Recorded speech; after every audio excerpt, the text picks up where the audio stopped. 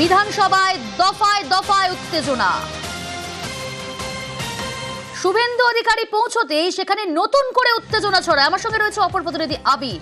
আবির, একেবারে বেনজির ঘটনা আজ বিধানসভা। একদিকে মারামারি, তারপর দেখা গেল যেভাবে বিধানসভায় শুভেন্দু অধিকারী পৌঁছলেন, তারপরে আবার নতুন করে উত্তেজনা। কিন্তু আমি জানতে চাইবো এই সূত্রপাতটা কি নিয়ে শুরু হলো কিভাবে?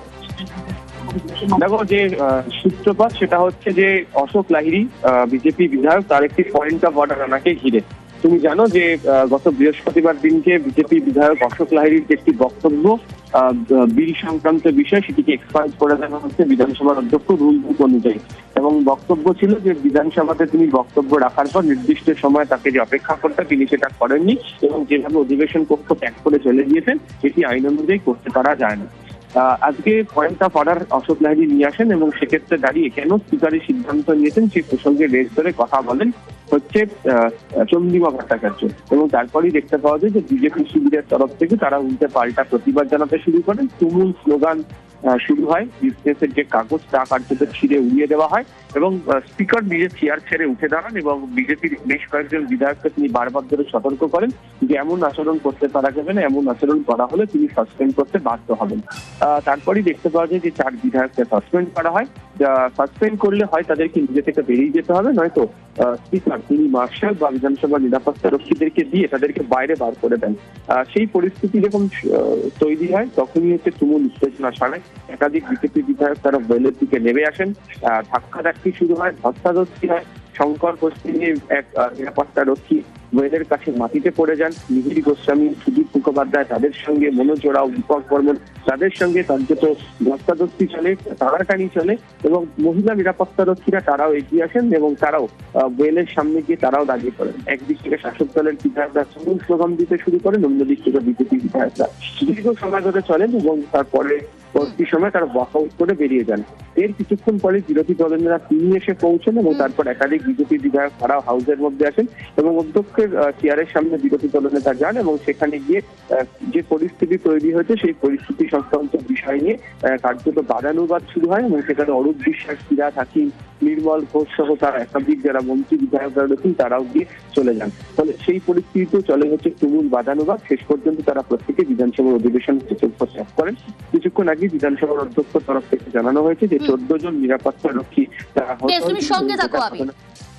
দফায় দফায় উত্তেজনা। ভারতীয় জনতা পার্টির পক্ষ থেকে আমাদের 4-5 এমএলএর প্রতি সমর্থন জানিয়ে আমরা আগামীকাল বিধানসভার শেষ দিনও আমরা এখানে বিধানসভা চলাকালীন ধর্ণা অবস্থান চালিয়ে যাব। এই স্পিকারের এগেনস্টে উইন্টার সেশন আমরা আবার অনাস্থা আনবো, আবার এই স্পিকারের বিরুদ্ধে বলবো, আর বাইরের লড়াই হবে।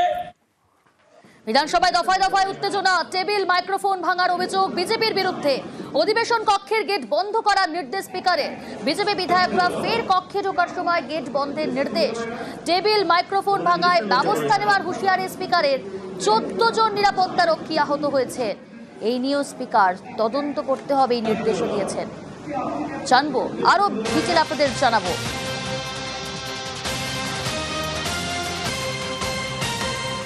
পারাদীপ রয়েছে সরাসরি আমার সঙ্গে। পারাদীপ, 14 জন নিরাপত্তা রক্ষী তারা আহত রয়েছেন, তারা কেমন রয়েছেন, স্পিকার কি বললেন?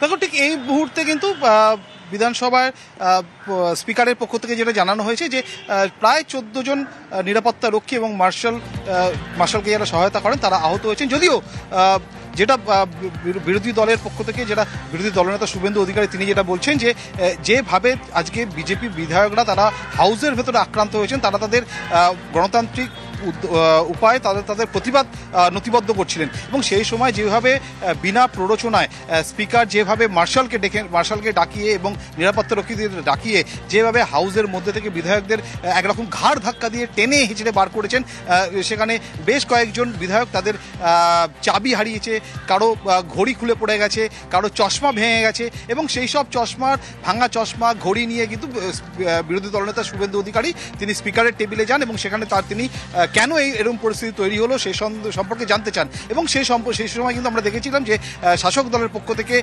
অরূপ বিশ্বাস, ফিরহাদ হাকিম তারাও স্পিকারের টেবিলে উঠে আসেন এবং স্পিকারের টেবিলে এক ধারে তখন শুভেন্দু অধিকারী, অন্য ধারে অরূপ বিশ্বাস এবং ফিরহাদ হাকিম, এবং জোর বাদানুবাদ চলতে থাকে সেখানে। এবং একটা সময় দেখা যায় স্পিকার বলছেন শুভেন্দু অধিকারী যে অবিলম্বে এখান থেকে চলে যান, এবং পাল্টা শুভেন্দু অধিকারী তখন বলছেন যে এই যে ভাঙা চশমা, ঘড়ি, এগুলো আপনাকে দিয়ে গেলাম, এগুলো নিয়ে আপনি বাড়ি যান, কেন আপনার এক চোখ বন্ধ থাকে। এবং এই ধরনের পরিস্থিতি যখন একটা তুলকালাম চলছে ভেতরে, ঠিক সে সময় দেখা যায় বিরোধী বিধায়করা, অর্থাৎ বিজেপি বিধায়করা, তারা আবারও যে গাড়ি বারান্দায় যারা বিক্ষোভ করছিলেন তারা আবারও হাউসে ঢোকেন। এবং সেই সময় কিন্তু আবারও স্পিকার বলেন যে এটা কিন্তু স্পিকার নির্দেশ দেন যে হাউসের সবকটি দরজা যাতে বন্ধ করে দেওয়া হয়, যাতে বিজেপি বিধায়করা পুনরায় হাউসের ভেতরে আসতে না পারেন।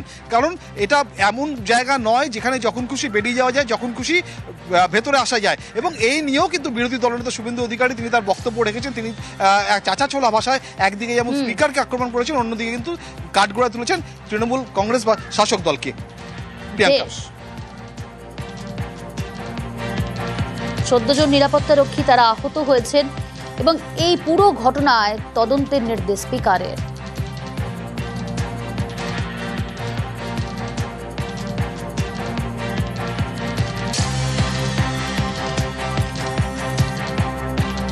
সভ্যতা, ভব্যতা, শিষ্টাচার সব জিনিসের সীমা ক্রস করেছে।